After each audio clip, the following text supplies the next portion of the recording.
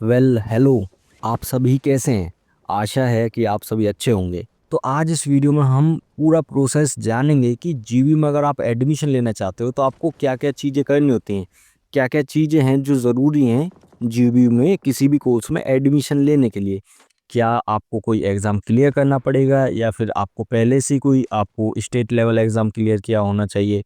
आपकी कितनी फ़ीस जाएगी या फिर मिनिमम स्टार्टिंग में मिनिमम आप कितनी फ़ीस दे सकते हैं एडमिशन लेने के लिए, और कौन-कौन से डॉक्यूमेंट्स चाहिए ही चाहिए आपको एडमिशन लेने के लिए। तो इस वीडियो में हम इन सब बातों पे बात करेंगे। तो सबसे पहला पॉइंट कि आप एडमिशन लेने के लिए एलिजिबल हो या नहीं हो।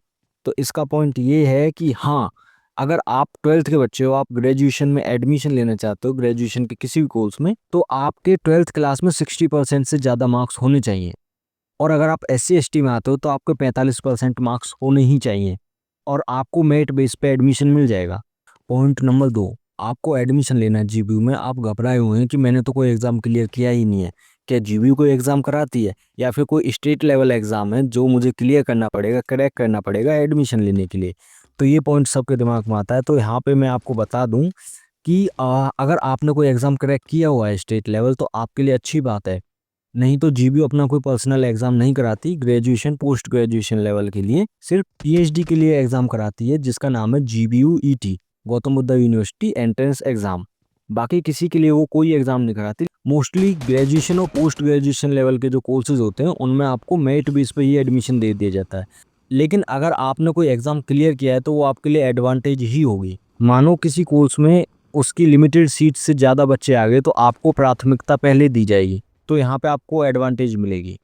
ये है अगला सवाल और ये सवाल बहुत ज़्यादा इम्पोर्टेंट है कि फ़ीस कितनी लगती है और स्टार्टिंग में मिनिमम कितनी फ़ीस देनी ही होगी एडमिशन लेने के लिए। मतलब कि आपको कितनी फ़ीस मिनिमम देनी ही पड़ेगी जिससे आपका एडमिशन हो जाए। तो इसके लिए आप जीबीयू की साइट पर जाकर देख सकते हैं हर कोर्स के लिए कितनी फ़ीस एनुअली, सेमेस्टरली कितनी फ़ीस लगती है, वहाँ पे अच्छे से समझाया गया है। और उससे अलग जो फ़ीस लगेगी वो 22,500 तकरीबन पैसे अलग से लगेंगे, अगर आप एडमिशन लेने जा रहे हो। उसमें क्या-क्या होता है कि आपको 10,000 रुपए देने होते हैं रजिस्ट्रेशन फ़ीस और 10,000 रुपए आपको सिक्योरिटी मनी देनी होती है जो कि रिफंडेबल होती है जब आपका कोर्स खत्म होगा, ठीक है? और 22,500 रुपए और देने होते हैं एग्ज़ाम फ़ीस वगैरह लगा के। सो 22,500 ये और आपकी सेमेस्टर फ़ीस और आपकी हॉस्टल की फ़ीस। अब यहाँ पे एक ट्विस्ट ये आता है कि जो जीबीयू है उसका फ़ीस कलेक्शन सिस्टम क्या है कि वो सेमेस्टरली फ़ीस कलेक्ट करता है। आप ईयरली भी दे सकते हो, लेकिन अगर आपके पास इतनी कैपेबिलिटी नहीं है तो आप उसको सेमेस्टरली 6 माह में दे सकते हो। लाइक आपकी 1 लाख फ़ीस है एनुअली किसी कोर्स की, तो आप उसको 1 लाख जमा नहीं करनी है, आपको सिर्फ़ 50,000 जमा करनी है 1 सेमेस्टर की फ़ीस। लाइक आपका हॉस्टल मेस की फ़ीस जो है एनुअली 72,000 है, तो आप उसको सेमेस्टरली भर सकते हैं। लाइक 72,000 का आप आधा कर दीजिए और उतना आपको जमा करना पड़ेगा, लाइक 36,000 आपको जमा करना ही करना है। तो आपके पास इतनी फ़ीस होना ज़रूरी है जब आप एडमिशन लेने जाओगे और आप पहले ही दिन सबको जमा कर दें ताकि पूरा प्रोसेस एकदम फ्लॉलेसली हो। नहीं तो अगर कहीं भी आप अटके, आपके पैसे इधर-उधर हुए तो आपको इधर-उधर बहुत ज़्यादा भगाया जाएगा। अब बात करते हैं क्या-क्या डॉक्यूमेंट्स चाहिए। आप एडमिशन लेने तो जा रहे हो, तो अब क्या-क्या डॉक्यूमेंट्स चाहिए, प्रिपेयर क्या-क्या करके जाना है। आप जिस दिन एडमिशन लेने के लिए जीबीयू आओगे, उस दिन आपको अपने सारे ओरिजिनल डॉक्यूमेंट्स रखने हैं और उसके साथ-साथ हर एक डॉक्यूमेंट की 2-2 फोटोकॉपीज़ ज़रूर रखनी है। और मैं वो डॉक्यूमेंट्स आपको एक बार लिस्ट बता देता हूँ। सब नॉर्मल डॉक्यूमेंट्स हैं, लाइक आपकी 10th की मार्कशीट, 12th की मार्कशीट लगेगी, आपका आधार कार्ड होना चाहिए, आपका पैन कार्ड होना चाहिए, आपके कम से कम 4 या 8 फ़ोटो होने चाहिए, पासपोर्ट साइज़ कलर्ड फ़ोटोग्राफ्स, ठीक है? और अगर आप पोस्ट ग्रेजुएशन में आप एडमिशन लेना चाहते हैं किसी कोर्स में, तो आपके पास ग्रेजुएशन की डिग्री होनी चाहिए, आपके पास फिर उसका माइग्रेशन हो, आपके पास करैक्टर सर्टिफ़िकेट होना चाहिए। और अगर आप SC/ST या फिर किसी रिज़र्वेशन कास्ट के अंदर आते हैं और नीचे बैकवर्ड या पीडब्ल्यूडी में आते हैं, तो आपको वो सर्टिफ़िकेट भी दिखाना पड़ेगा। और आपको अपना डोमिसाइल दिखाना पड़ेगा, मतलब निवास पत्र।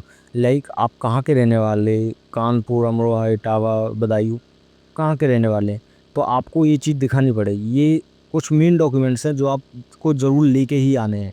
अब यहाँ कुछ बच्चे परेशान होंगे कि भैया हमारा तो कास्ट सर्टिफिकेट बनने में टाइम है, उसमें कुछ करेक्शन कराना है या फिर वो एक्सपायर हो चुका है, हमारा डोमिसाइल एक्सपायर हो चुका है, उसको बनाने में टाइम है। डोमिसाइल भी एक्सपायर होता है, उसको रिन्यू कराना होता है हर साल, ठीक है।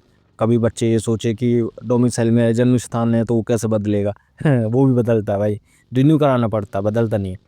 या फिर आपके आधार कार्ड में कोई ना कोई परेशानी होगी, नाम मैच नहीं कर रहा आपकी 12th की मार्कशीट से, तो आप इन चीज़ों से घबराएं नहीं, इनको एज इट इज़ आप ऐसे कैसे ले आए, वहाँ पे जाके आप अपना दिखाइए कि मैंने ये गलती है और इसका करेक्शन इतने दिनों में हो जाएगा।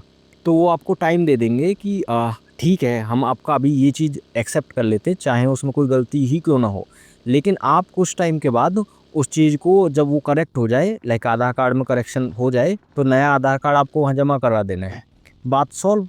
बस आपको इस चीज़ का ध्यान रखना है, डरने की ऐसी कोई बात है नहीं। बाकी मेरी शुभकामनाएं आप सभी के साथ हैं, ज़रूर एडमिशन लीजिए जीबीयू के अंदर। अगर आपका कोई भी कमेंट या फिर कोई भी क्वेरी है तो आप कमेंट करके मुझे बताइए, मैं आपको उसे सॉल्व करूँगा, या फिर किसी स्पेसिफिक चीज़ के ऊपर आपको वीडियो चाहिए तो वो बताइए।